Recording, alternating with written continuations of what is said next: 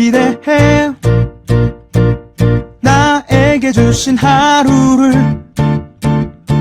때론 피곤하고 일어나기 싫고 널 깨우는 알람 소리에 짜증도 나겠지만 안녕하세요.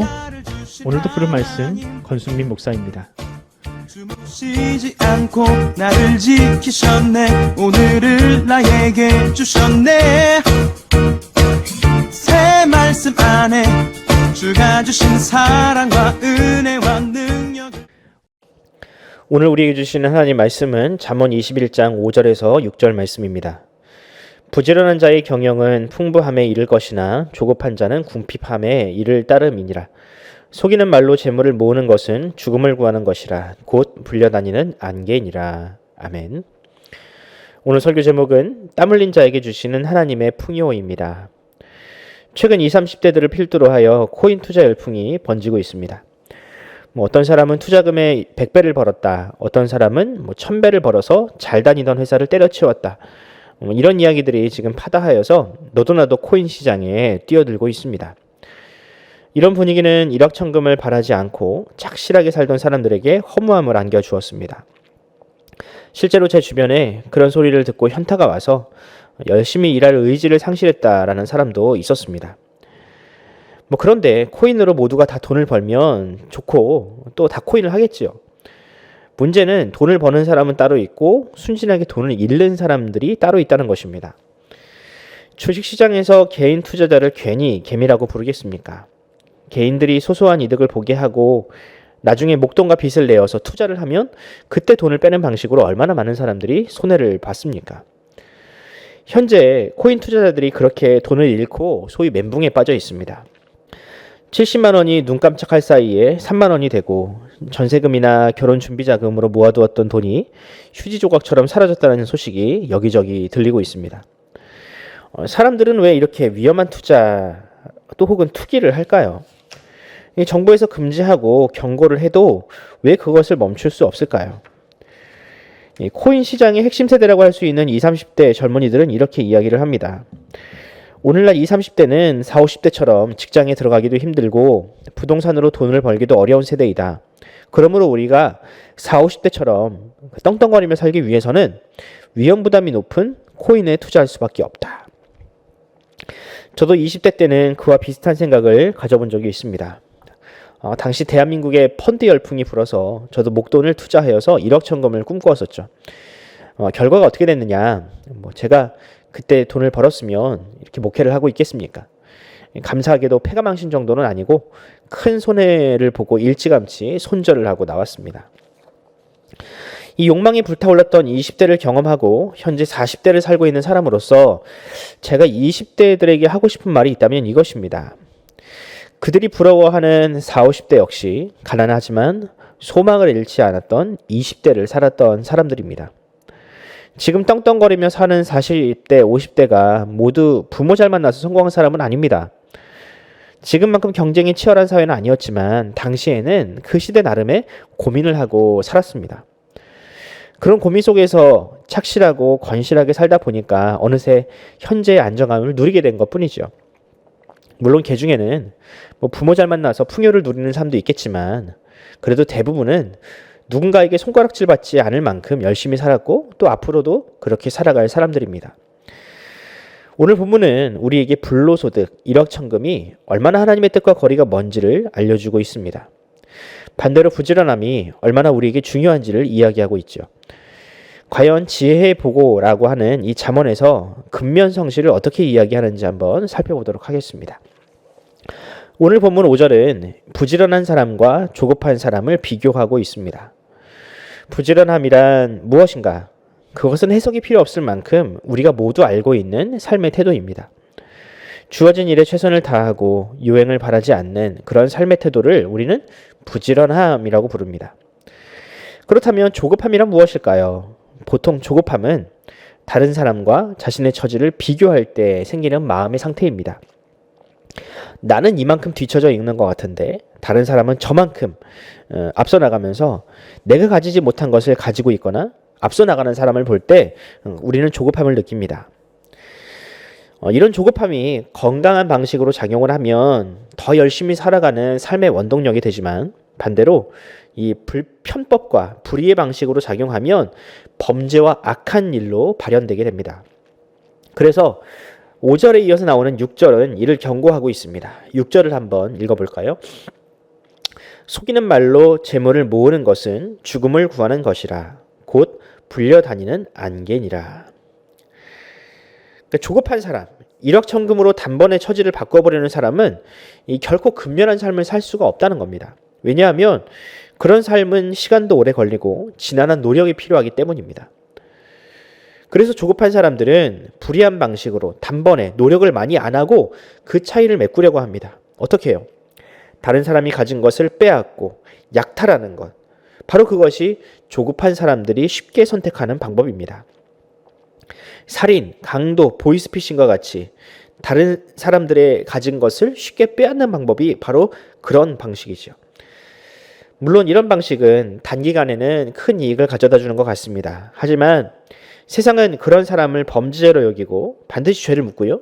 또 무엇보다 하나님께서 그런 것을 죄라고 분명히 말씀하셨습니다. 사람은 과연 언제 처음으로 이런 조급함을 느끼고 그런 죄를 저질렀습니까? 아담과 하와는 에덴에서 이런 죄악된 시도를 한 첫 번째 사람입니다.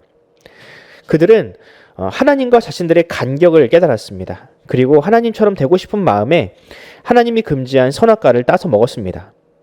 그렇게 단번에 하나님과의 간격을 뛰어넘고 싶었지만 오늘 본문 5절의 말씀의 표현을 빌리자면 결국 궁핍한 처지가 되어버리고 말았습니다. 그들은 하나님께서 선물로 주신 에덴 동산을 상실했고 무엇보다 하나님의 형상을 잃어버리고 사망에 이르는 진정한 가난을 경험하게 되었습니다. 그런데 하나님은 그 일확천금을 꿈꾸었던 아담과 하와에게 이런 말씀을 하십니다. 창세기 3장 17절과 16절입니다. 아담에게 이르시되 내가 내 아내의 말을 듣고 내가 내게 먹지 말라 한 나무의 열매를 먹었은즉 땅은 너로 말미암아 저주를 받고 너는 평생 수고하여야 그 소산을 먹으리라. 또 16절입니다. 또 여자에게 이르시되 내가 내게 임신하는 고통을 크게 더하리니 내가 수고하고 자식을 낳을 것이며 너는 남편을 원하고 남편은 너를 다스릴 것이니라 하시고. 아멘. 지금 하나님께서 아담과 하와에게 벌을 주시는 것 같지요. 해석하기에 따라서는 그것이 벌이 될 수도 있지만 오늘 잠언의 말씀에 비추어 보면 이건 역시 하나님의 은혜입니다. 하나님은 비록 그들이 죄를 범했지만 그들이 이전에 느끼지 못했던 기쁨과 성취를 맛보기를 원하셨습니다. 아담은 땀을 흘려야 했고요. 하와는 고통을 크게 느껴야 생명을 출산할 수 있었습니다. 그들이 이런 땀과 고통을 통해 얻을 수 있는 기쁨은 무엇인가? 이전에 그들은 모든 것이 갖춰져 있었기에 자신에게 있는 것의 소중함을 몰랐습니다. 당연한 줄 알았거든요. 하지만 이제 그들은 땀을 흘려 곡식을 얻어야 했고 또 고통을 통해 생명을 얻어야 했습니다. 이것이 얼마나 값진 것인지 그들은 깨달아야 했다는 것입니다. 하나님은 이것을 깨닫게 하기 위해서 그들에게 땀을 흘려야 한다. 또 고통을 더 느껴야 한다라고 말씀을 하셨습니다. 다시 말하면 하나님께서 우리에게 느끼게 하시고자 하셨던 그 근면과 성실함, 그것은 곧 하나님께서 우리에게 주신 선물이요, 하나님께서 주신 하나님의 성품 가운데 하나였다라는 것입니다. 사랑하는 성도 여러분, 우리가 비참하다, 가난하다라고 느끼는 감정은 결국 다른 사람과 자신을 비교하기 때문에 생기는 신기루와 같습니다.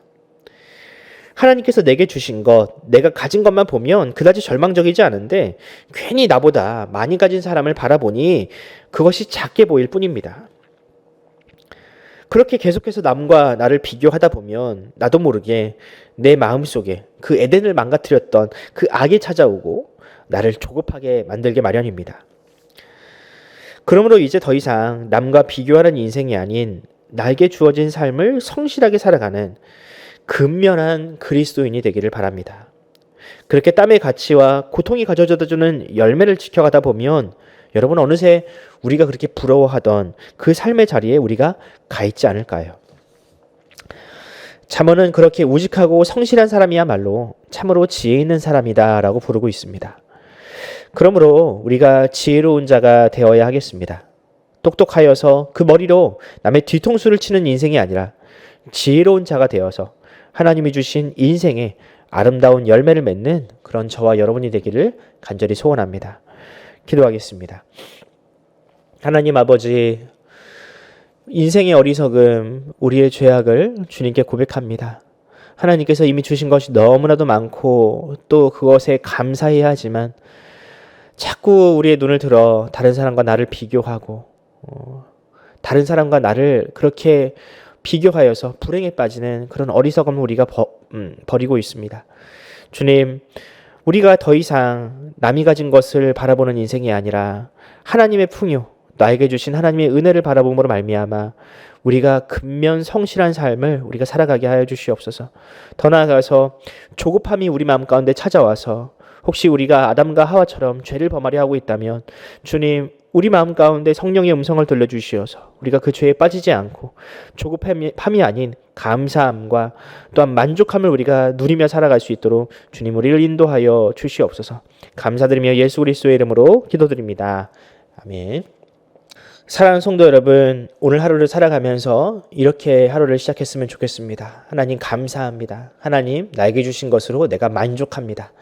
그래야 해서 다른 사람과 자꾸 우리를 비교하는 그런 시선을 우리가 거두고 오직 하나님과 우리에게 주신 하나님의 은혜만을 바라보는 그런 오늘 하루가 되었으면 좋겠고요.